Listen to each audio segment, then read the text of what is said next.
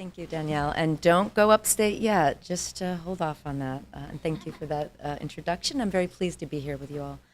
So it was, are we, oh, yes, I'm in, there we, oh, no. Keep it there. So it may seem like forever ago, but it was just over 11 years that the first iPhone was released. And from then, mobile devices have been our constant companions, so that everywhere we go, all the time, we see this. And thus began I would argue, the single biggest social experiment by technology companies in historical memory. And so these little devices have infiltrated the nooks and crannies of our everyday lives. And this is not surprising, because these devices were not designed to be invisible or to fit seamlessly into our lives. They were consciously and aggressively designed to actually disrupt the flow of our day-to-day lives and to grab our attention. And of course, that's because the core business model of these tech companies is the attention economy, to say nothing of the surveillance economy, which means that for that to work, our eyeballs have to be glued onto screens. And so as a researcher, I've been really interested in thinking about how to study the impact of this infiltration on our well-being, both the good and the bad impact potentially. And to do so, I've really started by asking myself a fundamental question. I'm a psychologist and neuroscientist by training, so I do think about these kinds of questions a lot. But what is it that makes us uniquely and fundamentally human, and how do mobile technologies fit into our humanity?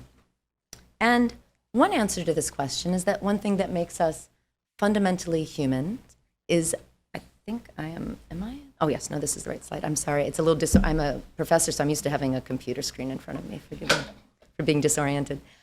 One thing that makes us fundamentally human is in our eyes.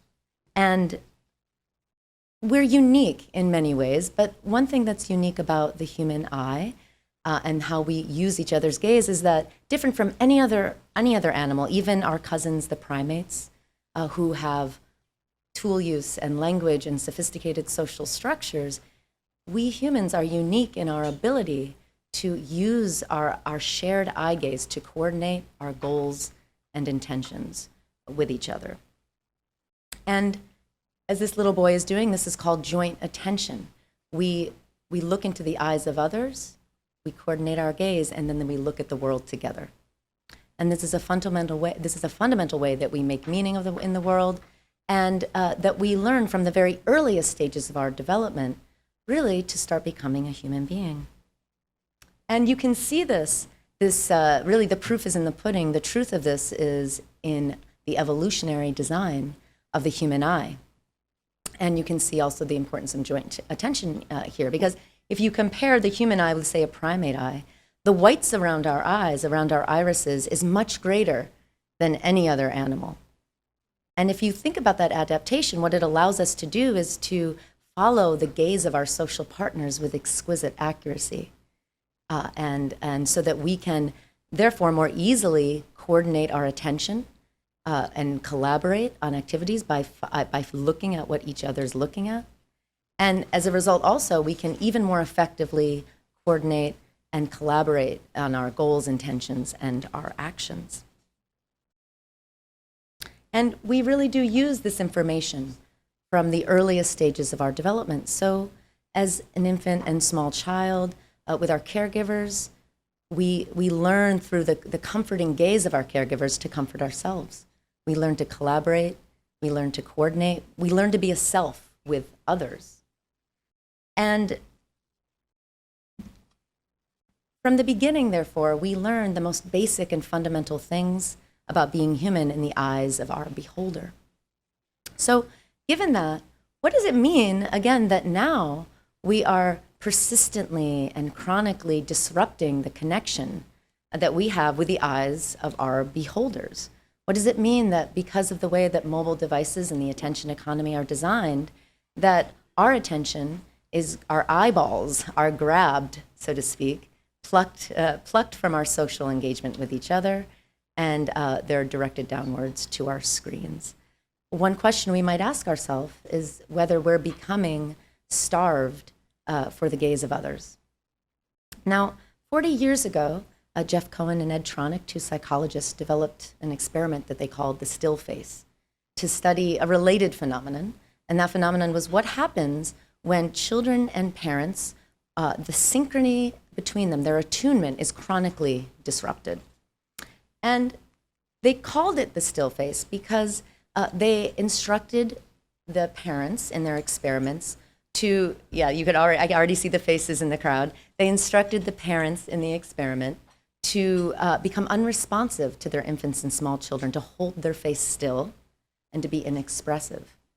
And what these researchers learned very quickly was that even the youngest children, they fought really hard to get back that attention and that attunement with their parent. And they learned that the still face period is only just a couple minutes. So the children aren't tortured too long, you'll be glad to know. But during this 2 minutes, when the infants cannot get regain that attunement with their caregiver, they become very distressed. They even start to become despondent in a very short amount of time. And the researchers also learned that in the real world, when attunement between a parent and child is chronically disrupted, and when that disruption in the connection is not repaired, and this can happen when parents struggle with depression, this can happen in child maltreatment, then there is a serious cost to the quality and the strength of the parent-child relationship and to the emotional resilience of children. And so my colleagues and I were inspired by the still face.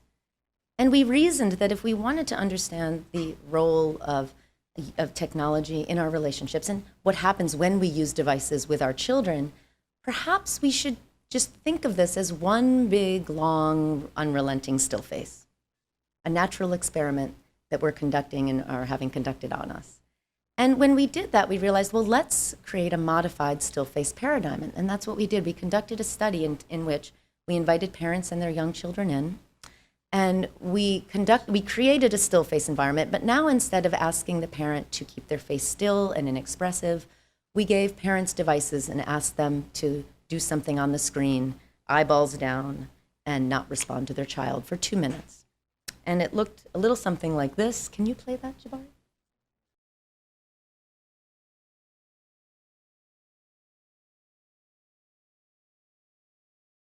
So, and that's good. One more time. But that's not easy for parents, but they helped us out. And Diane Sawyer, about a month ago, in her special report called Screen Time, she actually created a demonstration, a reenactment of our experiment.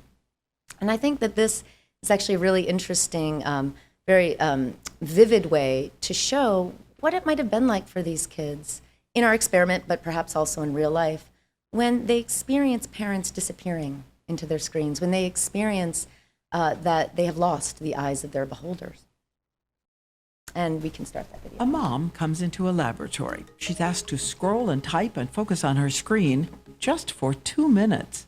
The videotape showing something maybe adults don't see when we're home alone. This is not about parent guilting because parents feel so torn and sometimes we have to get things done. This is 2.5-year-old Jensen. I think he's about to suss out that she's on the device. It takes just 15 seconds for Jensen to start his campaign to get Mom Melissa to look up from that screen. We have some other things we do, Mommy. We have some other things to do, Mommy. And he just walks away. Yeah. This mom is helping researchers replicate a study for us. She's doing something very difficult for her. Asked to keep looking down. And remember, just for 2 minutes. Come on, Mommy. He repeats the plea 7 times. We have another thing to do, Mommy. Mommy! You gonna listen to me, Mommy. Listen to me, Mommy.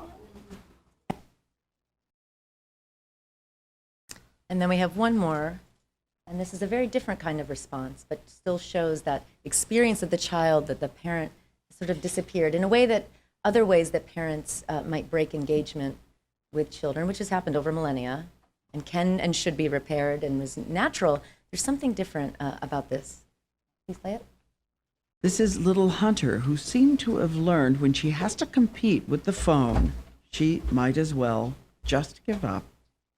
She's sitting down and she's waiting. She knows her mother is not available right now.